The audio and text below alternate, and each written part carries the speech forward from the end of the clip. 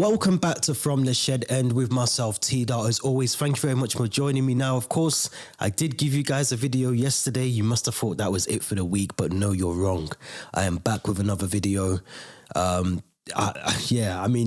soon as I was uploading last night's video, my phone was going crazy. There's loads of tweets going around one particular person, and that person is Raphinha, who is coming hopefully to Chelsea. It looks like a deal has been done between both clubs, between Leeds and Chelsea, in terms of Raphinha and bringing him to Stamford Bridge. The first real signing under TODD in the men's team anyway. And yeah, this one feels good because I feel like if we can get this one over the line, looks like the deals have been done. Personal terms are to be agreed according to many sources. It's a good one. I mean, it spells trouble for the Ousmane Dembele deal. I think that's obviously probably put to bed now with the fact that we've already got someone who wants to come to the club, plays in the same or similar role to Ousmane Dembele on the right-hand side of the team. You know, we talk about Raheem Sterling, who hopefully will be coming in on the left-hand side of the front three as well. Still a massive question mark around who plays for the middle. Will that be Kai Havertz? You can potentially interchange Sterling and maybe Kai Havertz. But I think, there's also talk about Neymar. I mean, Neymar coming to the club with PSG potentially still paying and fulfilling Neymar's wages throughout the duration of the season. I mean, these are unprecedented times. We have not had these sort of times at Chelsea for a very long time in terms of the amount of negotiations going on. And I did say in my previous video, we don't need to panic as Chelsea fans. We don't need to panic because, of course, you can tell that there's things happening behind the scenes. You can tell that there's conversations happening, inquiries being made about certain players. And obviously Raphinha has been one that, I'll be honest, I didn't see coming. I knew that Arsenal were very interested in him. A deal was almost done.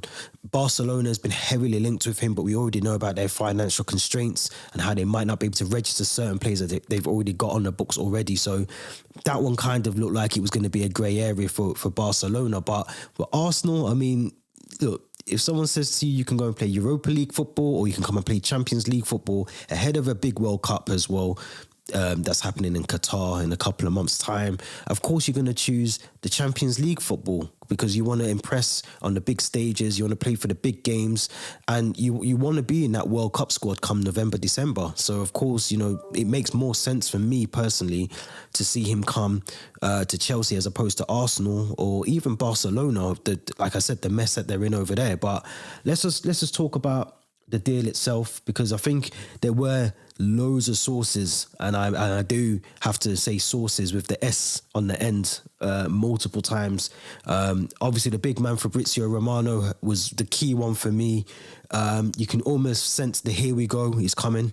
But, he reported yesterday that Chelsea had already sent an official proposal to Raphinha and his agent Deco, who is obviously the former midfielder for Chelsea as well, to discuss personal terms, as BOEHLY wants to be fast to avoid problems, work in progress.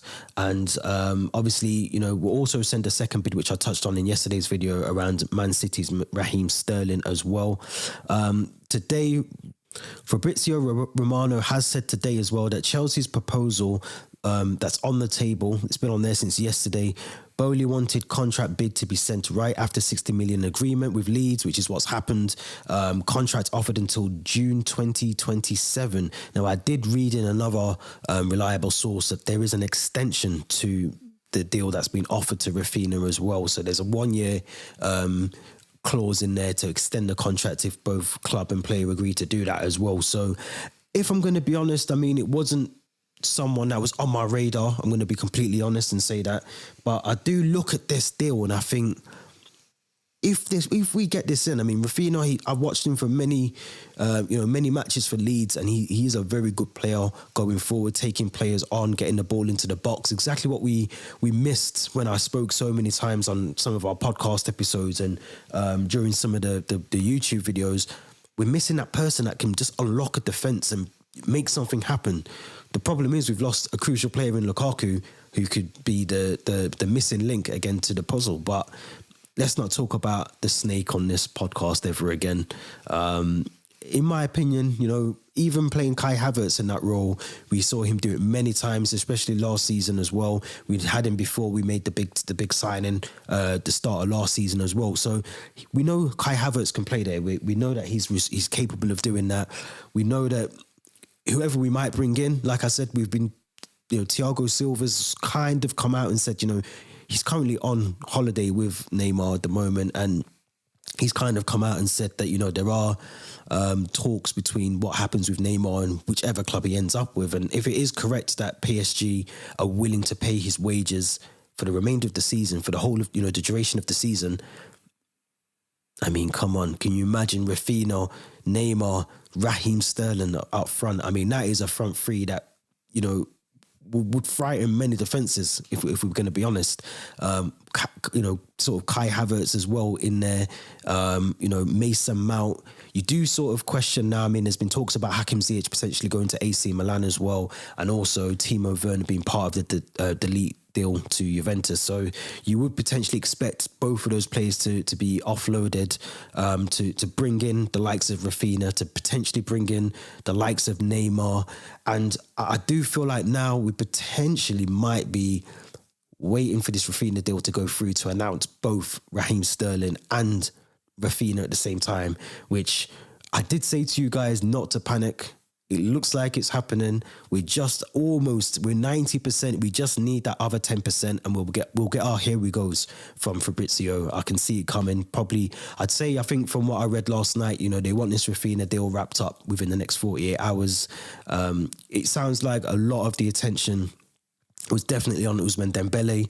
You know, we'd held loads of conversations with Dembele, but I think the fact that Dembele's stalled, he hasn't really made a decision. Like I said on yesterday's video, that next 48 hours or 24-hour period now, that's crucial for not just the player, but for clubs that are interested in Dembele. And if it is a case of he's kind of keeping everyone waiting and sweating and trying to understand where he's going to go to, it looks like we've just gone in, we've bypassed Arsenal's, I think it was 55 million bid that Arsenal put in. We've bypassed that, we've matched it and increased it. Arsenal don't look like they're in a situation to want to try and match our bid as well.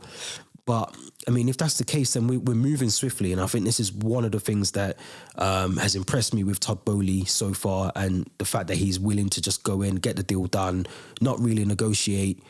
How much are you asking? Can we afford it? Yes, of course. Let's go. Let's get that done. And I think that's what we're trying to do. And, you know, ideally, you know, Thomas Tuchel's going to want all of his players, especially new signings as well, when they return from their holidays, into that pre-season squad, get them blending in with the squad as it is, get to planning, getting to work for the season ahead. And I think if we can get Raphinha, Raheem Sterling, and at a push, I mean, we haven't spoke about defenders yet, but at a push, if we can get Neymar in, then I mean, I don't know what to. I don't want to say we're going to win the league, because I don't think we are. I think we can definitely close the gap on Man City and Liverpool. I think that would be my ultimate achievement for the next couple of months in this season, is to just close that gap between Man City and Liverpool. And then, like I said, next season's transfer window, that's when we've got to push on and make sure we are in contention for that Premier League. We are in contention for the Champions League the following season. So obviously we still have to focus on defence. We still have to talk about our DM that we so desperately need as well. So there's going to be a lot more twists and turns, I think, between now and the shut of the window. I think we're going to be in for a bumpy ride, hopefully an exciting one, but I'm happy. I'm super gassed if we do get this one over the line. If we can get Raphinha over the line, get Sterling, get them both announced at the same time as well, then, you know, they said we were in the mud. All the other fans said we were in the mud. We're not. We're clearly not. We're back. And one of the blessings from this whole Roman saga selling the club, one of the best things that's come out of this is there's no, oh, it's dirty money. No one can say that anymore, because we're now using Todd Boehly's freshly crisp printed money from America, and no one can actually say anything now. So this is perfect time to be a Chelsea fan, perfect time to hopefully see some new faces at the club and obviously see some departures, but what a time to be a Chelsea fan. Don't forget, subscribe to the channel, smash the like button. Let me know your thoughts in the comments about Raphinha. Are you happy to sign him? Was he one of your first choice signings? Does it come out of nowhere for you, just like it did for me out of the blue? But are you happy with Raphinha? And would you be happy with Seb? Well, tell me about Neymar as well. I mean, if we can get him on a season's long loan with no wages to pay, let me know your thoughts in the comments. Also, the subscribe button, like I mentioned just before, I don't know why I've said that twice, but the social accounts at the bottom of this screen, make sure you click on those, follow the accounts, and get involved as well. This has been T.Dot from the Shed End. Thank you very much for watching. Until next time, I'll be back soon with another video.